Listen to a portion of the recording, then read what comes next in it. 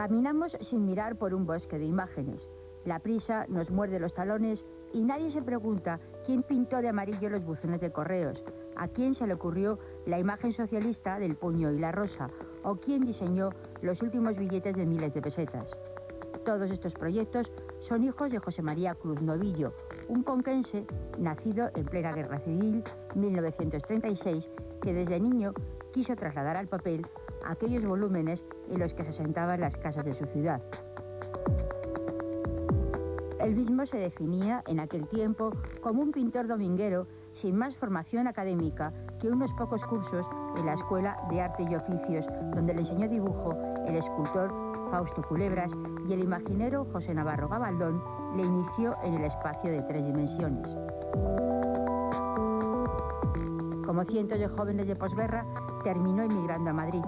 Trabajó en una agencia de publicidad y el diseño gráfico se le brindó como un campo donde triunfar rápidamente. A mediados de los 60 se independizó y abrió un estudio de diseño con un compañero.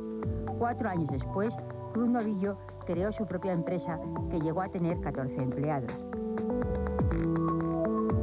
La apertura democrática, el triunfo del socialismo, el nacimiento de la movida, todo contribuía a cambiar la imagen en blanco y negro de la España franquista. Se hizo popular la frase usada por los jóvenes: ¿diseñas o trabajas? La crisis económica de los 90 le hizo reducir plantilla, pero no proyectos, porque en el mundo de hoy lo que no tiene imagen no existe. Por ejemplo, el arquitecto británico Norman Foster, con quien colaboró Novillo en las nuevas estaciones de Repsol, se asombró de que trabajara solo cuando él contaba con 300 empleados en su estudio. De forma paralela fue desarrollando su vertiente artística: pintura, escultura, narrativa, carteles de cine. Cualquier expresión es buena para mostrar lo que se ha creado en la cabeza de Cruz Novillo, que cada vez depura más su estilo, influido por el minimalismo. Variaciones sobre el círculo o sobre el cuadrilátero con solo 3 colores puros: verde, rojo y azul. 3 notas para desgranar su música particular. El diseño le ha abierto el camino del arte, le ha obligado a despojarse de barroquismos y le ha upado hasta la presidencia de la Asociación Española de Profesionales del Diseño y al Premio Nacional en 1997. La Renfe, la ONCE, CAMSA, la bandera de la Comunidad de Madrid, Correos, los grupos de comunicación Mundo y Prisa, el Ministerio de Sanidad y Consumo o el Tesoro Público llevan la marca Cruz Novillo, fabricado en Cuenca. El término diseño gráfico tomó carta de naturaleza cuando la Real Academia de la Lengua lo incluyó en su diccionario allá por los años 80. Hoy día la imagen de una empresa o de cualquier tipo de institución no sería concebible sin esos elementos que la identifican. De ello vamos a hablar con nuestro invitado, José María Cruz Novillo. Bienvenido a Cultura con Ñ. Muchas gracias. Esa imagen corporativa debe ser algo fácilmente reconocible, pero debe tener algo más. Se trata de atribuirle a las cosas una dimensión que actúe en muchos sentidos, ¿no? Uno de ellos es comunicativo, pero no todos ellos. Hay uno de ellos que es tan intrínsecamente vinculado a los productos que el concepto de identidad visual, en este caso, es muy trascendente. Cada vez es más cierto que el objetivo de nuestro trabajo es la creación de sistemas de identidad corporativa. Y da igual que se trabaje para una empresa privada como Prisa, una pública como Correos o una institución como la Policía Nacional. Los fines son distintos, las dimensiones, a veces hay diferencias incluso ideológicas, sociológicas, filosóficas, pero la técnica es la misma. Se trata de...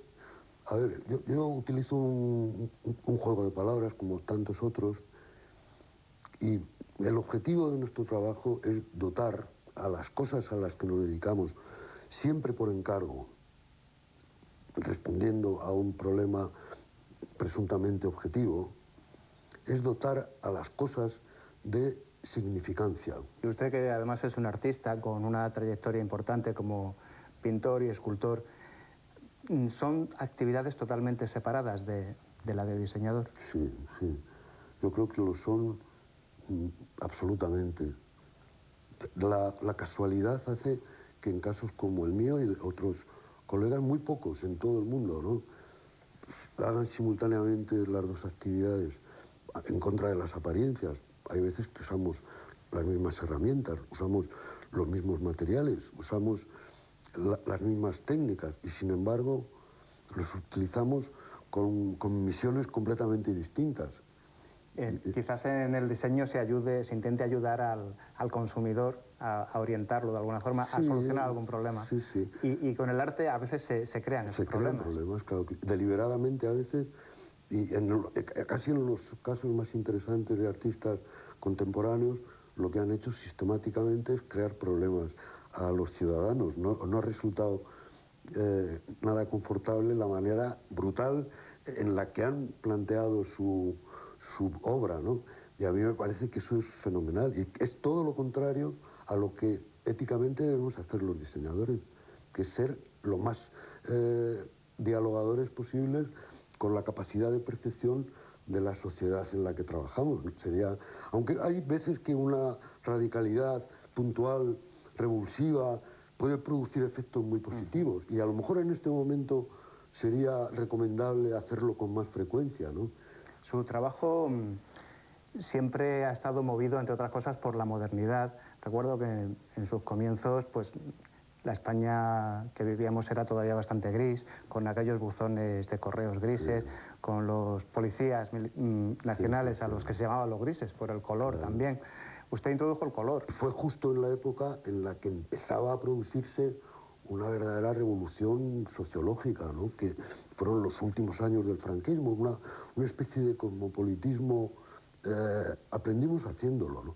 Y nos ayudó bastante esta especie de primera entrada de documentos que nos traían amigos que venían, nos traían revistas editadas en París o en Suiza. Entonces automáticamente nos ayudaban a conocer algo y nos hacíamos suscriptores de las grandes revistas internacionales, y en una época en la que todo estaba en contra, pues sin embargo algunos de nosotros teníamos más información de la que hay ahora, por ejemplo, más sistemática. Teníamos ficheros en que teníamos archivadas revistas con los artículos más importantes por temas o por autores. Conocíamos exhaustivamente todo lo que se hacía en las grandes metrópolis de ese momento.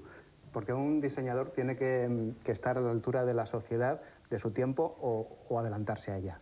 Yo creo que tiene la obligación de adelantarse, ¿no? Es decir, ahí estaba la importancia de conocer cosas que se estaban haciendo en algunos sitios que ya eran muy avanzadas.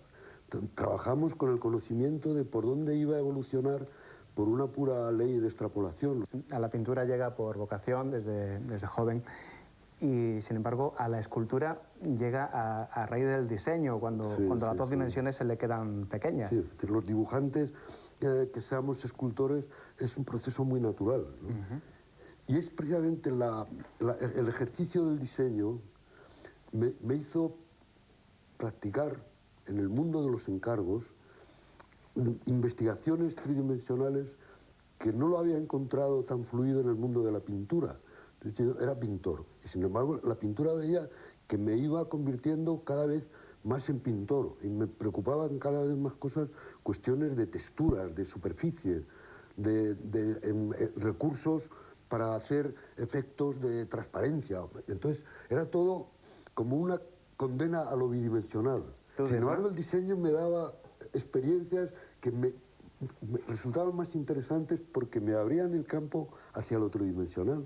Y esa especie de triángulo estrictamente personal es lo que llegó un momento en que se convirtió, sin darme cuenta, en una necesidad que yo tenía de ser escultor, porque lo que me interesaba era las tres dimensiones.